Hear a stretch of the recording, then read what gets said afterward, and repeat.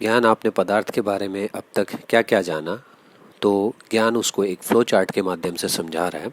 तो हम भी जो है इसमें थोड़ा रिवाइज करने की कोशिश करते हैं। सबसे पहले हमने बात करी थी कण की, कि जो भी अगर हम बात करें तो हम कण से पहले पदार्थ की परिभाषा पे जाते हैं कि पदार्थ क्या होता है और उसकी परिभाषा क्या होती है। तो सबसे पहले अगर हम बात करें पदार्थ की, तो पदार्थ के अंदर जो है परिभाषा में दो चीज़ें आती थी कि एक तो आता है भार, कोई भी वस्तु जिसके अंदर भार हो और कोई भी वस्तु रखने पर जगह घेरती हो। तो ये दो चीज़ें आपको ध्यान में रखनी है पदार्थ की जब भी आप परिभाषा लिखें, कि ये पदार्थ की परिभाषा के अंदर आता है।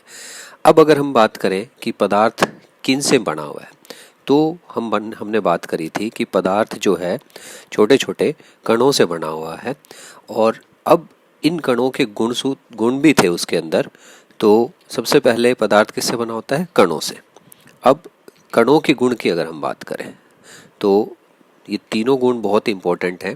पहला है कणों के बीच रिक्त स्थान होता है।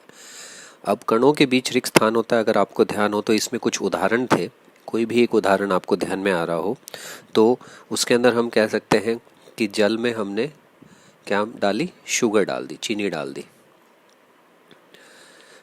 तो जब जल में चीनी डाल देते हैं तो आपको ध्यान हो कि हम क्या कर सकते हैं उसके अंदर, कि हम पहले एक गिलास पानी लें, उसके अंदर एक निशान लगा लें जहाँ तक पानी है, फिर उसमें हमने एक चम्मच चीनी डाली, हम देखेंगे कि पानी का स्तर जो है थोड़ा सा ऊपर आ गया।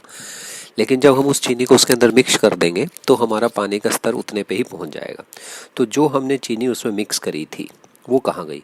वो उसके रिक्त स्थानों में चली गई। तो इसलिए जो है कोई भी पदार्थ हो उसके बीच में जो है कणों के बीच में रिक्त स्थान होता है।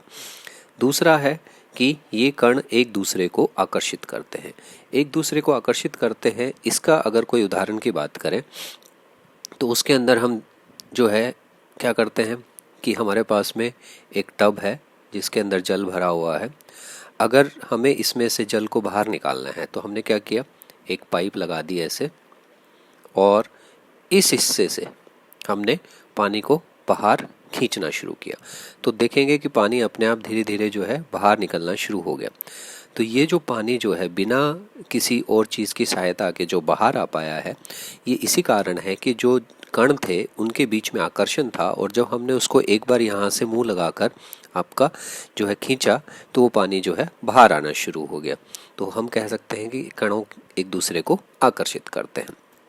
तीसरा है कि कण निरंतर गतिशील होते हैं। अब कण निरंतर गतिशील होते हैं, उसकी अगर हम बात करें तो उसका भी एक उदाहरण है कि हमने कोई भी कटोरी में या प्लेट में एक थोड़ा सा जल ले लिया, और कोई भी ऐसी जगह पे जहाँ पे बिल्कुल हवा नहीं लग रही उसमें हमने छोड़ दिया उसको, और उसके ऊपर कोई भी फूल वगैरह लाकर उसको हमने डस्ट कर दिया, यहाँ पे ऐसे झाड़ दिया, तो फूल के जो परागकण होते हैं वो इसके ऊपर गिर जाएंगे। आप देखोगे परागकण इधर से उधर भाग रहे, तो आप देख सकते हो कि वो गतिशील है। और एक बहुत अच्छा उदाहरण है कि कई बार आपने देखा होगा कि कोई बच्चा कोई परफ्यूम लगा के आया, आपको दूर से ही उसकी खुशबू आ जाती है, या किचन में खाना बन रहा है तो भी उसकी खुशबू आ जाती है। तो इससे भी हमें पता चलता है कि कणों के अंदर जो गतिशीलता है वो हमेशा बनी रहती है। दूसरा हमने पदार्थ की बात करी जो मैंने आपको अभी ऊपर पढ़ाया, जिसका द्रव्यमान हो या आप कह सकते हो, और वो स्थान घेरता हो। तो हमने बाहर और स्थान जगह घेरता हो उसको मैंने थोड़ा आसान सा बता दिया था आपको, ये उसकी एक परिभाषा है। पदार्थ की अवस्थाओं की बात करें तो पदार्थ की 3 अवस्था होती हैं, गैस, द्रव और ठोस।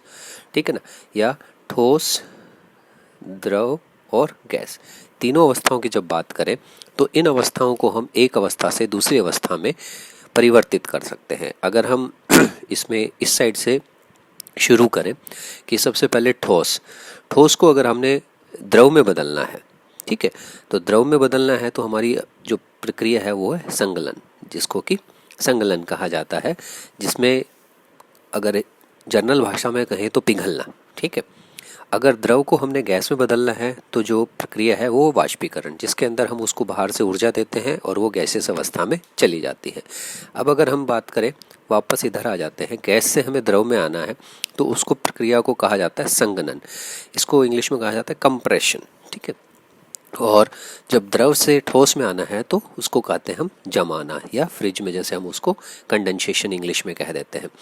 तो अब इसके अंदर आप ये देखोगे कि जो संगलन अभिक्रिया थी उसको ऊर्ध्वपातन के नाम से भी जाना जाता है, जिसको कि इंग्लिश में क्या कहा जाता है, आपने सुना भी होगा, सब्लिमेशन। अब ऊर्ध्वपातन क्या होता है? जिसके अंदर कभी भी ठोस से सीधे गैसियस अवस्था में जाना हो तो ऊर्ध्वपातन होता है, और संगलन क्या होता है? पिघलना। तो यहाँ पे जो है आप देखोगे कि एरो दिखा रखा है, ताप का बढ़ना।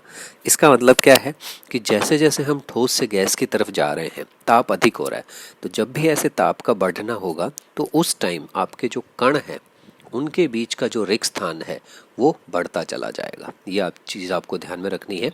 जैसे जैसे तापमान बढ़ेगा वैसे वैसे कणों का जो रिक्त स्थान है वो भी बढ़ता चला जाएगा। अब पदार्थ जो हैं वो दो प्रकार के होते हैं, शुद्ध और मिश्रण। जो है पदार्थ को हमने दो भागों में विभाजित कर रखा है। अगर हम शुद्ध की बात करें तो यहाँ पे शुद्ध पदार्थ को भी दो भागों में विभाजित कर रखा है, तत्व और यौगिक। तत्व किसी भी चीज़ की वह छोटी इकाई है या पदार्थ की जिसको कि जो है भौतिक विधि से विभाजित किया गया पदार्थ का छोटा भाग। जैसे मतलब किसी भी भौतिक विधि से कोई भी आपका जो है फिजिकल प्रोसेस से उसको अलग किया गया है, जैसे सोना है, चांदी है। कहने का मतलब है कि अगर मैं AG लिखता हूँ, ये चांदी है, तो अगर इसके अंदर हम बात करेंगे तो जितने भी कण हैं वो सब के सब चांदी के होंगे, ठीक है। सोने की बात करूँ, उसका सिंबल होता है AU। इसके अंदर जितने भी कण होंगे वो सब के सब सोने के होंगे। एक तरह से जो है वो पूर्णतः शुद्ध रूप तभी कहलाएगा जब उसके अंदर जितने भी कण हैं वो सारे के सारे उसके उसी तत्व के होंगे।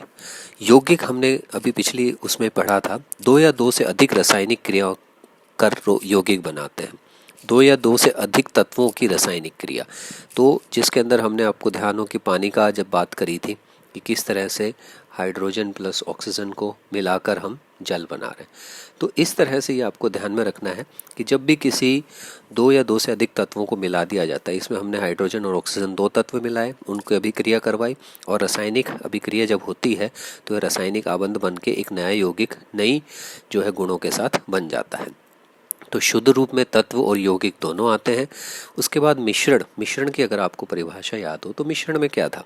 मिश्रण के अंदर था कि 2 या 2 से अधिक तत्व तो मिल रहे थे लेकिन एक निश्चित अनुपात में नहीं मिल रहे थे, अनिश्चित अनुपात में थे। तो इसी के अंदर जो है 2 तरह के मिश्रण तैयार होते हैं, समागी मिश्रण और विषमागी मिश्रण।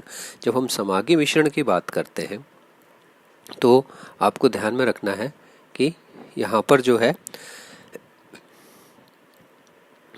जब भी हम समागी मिश्रण की बात करते हैं तो इसके अंदर समागी मतलब एक जैसा। एक जैसे का मतलब पहले वाला अगर मैं उदाहरण रिपीट करूं तो हमने कहा था कि भाई आपने 1 गिलास पानी लिया और उसके अंदर 1 चम्मच चीनी मिला दी, उसको अच्छी तरह मिक्स कर दिया। अब आप उसको टेस्ट करोगे, आपने अगर अच्छी तरह मिक्स किया तो आप पूरा गिलास पियोगे, तब तक आपको उतना ही मिठास आएगी।